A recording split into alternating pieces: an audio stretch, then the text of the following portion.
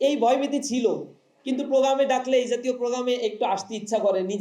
নিজে একটা সফলতা অর্জন করেছি, সফলতা অর্জন করার পরে কেউ যদি আমাকে অ্যাপ্রিসিয়েট করে, তো সেই জিনিসটা আসলে সবারই ভালো লাগে।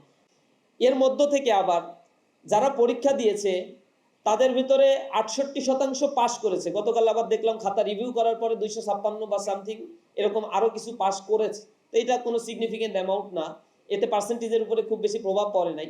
68% পাস করেছে, 32% ফেল করেছে। অর্থাৎ 6 লক্ষ স্টুডেন্ট আপনাদের সাথে এই জার্নিতে আর সামনে প্রমোটেড হতে পারে নাই, উত্তীর্ণ হয়নি, তারা ফেল করেছে। এই আপনাদের সাথে যে 13 লক্ষ স্টুডেন্ট পাস করলো, তাদের মধ্য থেকে আবার আপনারা একটু এক্সেপশনাল হয়ে গেলেন। আপনাদের ভেতরে আবার 1,39,034 জন, গতকালকে আবার কিছু এ প্লাস এক্সট্রা বেড়েছে, সব মিলে হয়তো 1,39,000, এখানে 150 বা 200 স্টুডেন্ট আপনারা এ প্লাস পেয়েছেন, জিপিএ 5 পেয়েছেন। তো তার মানে আপনারা সিলেক্টেড হয়েছেন একটা বড় সংখ্যার মধ্য থেকে। এবং এই যে স্টার্টিং জার্নিটা হয়েছিল, যে বন্ধুরা ক্লাস 1-এ যে বাবা মা তার সন্তানকে নিয়ে স্বপ্ন দেখে স্কুলে তাকে নিয়ে হাতে হাত ধরে এরপরে যাত্রা শুরু করিয়ে দিয়েছিল, কিন্তু সেই সন্তানটা তার এই একটা সময়ের জার্নিতে এসে তার কাঙ্ক্ষিত লক্ষ্যে পৌঁছাতে পারে নাই। অনেক উত্থান পতনের মধ্য দিয়ে পিতামাতার স্বপ্নটি হয়তো বাস্তবায়ন হয়নি, কিন্তু আল্লাহ রাব্বুল আলামিন সেই স্বপ্ন বাস্তবায়নের সারথি হওয়ার তৌফিক আপনাকে দান করেছেন। এজন্য সবাই একটু মন খুলে আল্লাহর কাছে দোয়া করি, আল্লাহ রাব্বুল আলামিনের প্রশংসা গীতি আমরা উচ্চারণ করি, রব্বানা লাকাল হামদ হামদান কাসীরান তাইয়িবান মুবারাকান ফীহ। আল্লাহ রাব্বুল আলামিনের কাছে আরো দোয়া করি, আল্লাহ যেন ভবিষ্যতেও আমাদের যে জার্নিটা হবে এই জার্নিটা যেন স্মুথ করে দেন।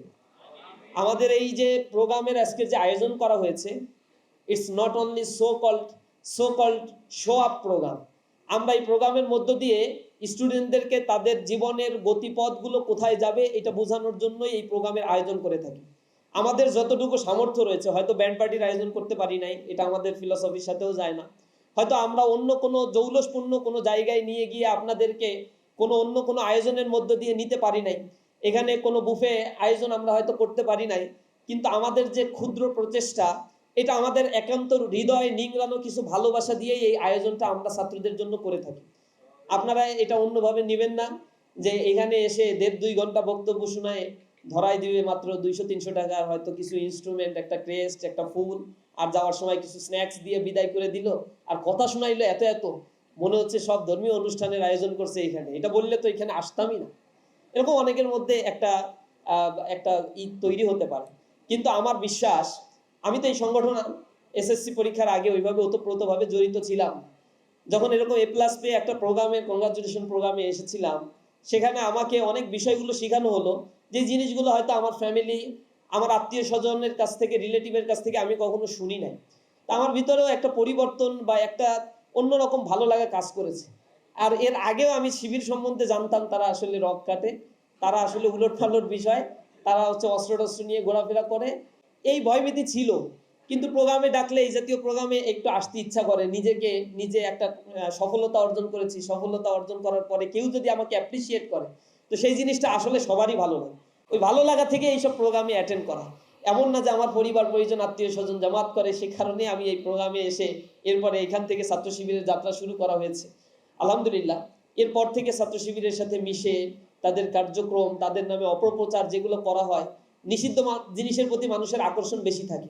সেই জায়গা থেকে ইসলামী ছাত্র শিবিরের অধিকাংশ ছাত্রের যাত্রাটা এইভাবেই তৈরি হয়, যে যখন আসে তখন শুধু খুঁজে কোথায় রক কাটে আর কোথায় অস্ত্র নিয়ে ঘোরে, কিন্তু কোথাও আসলে কিছু পায় না।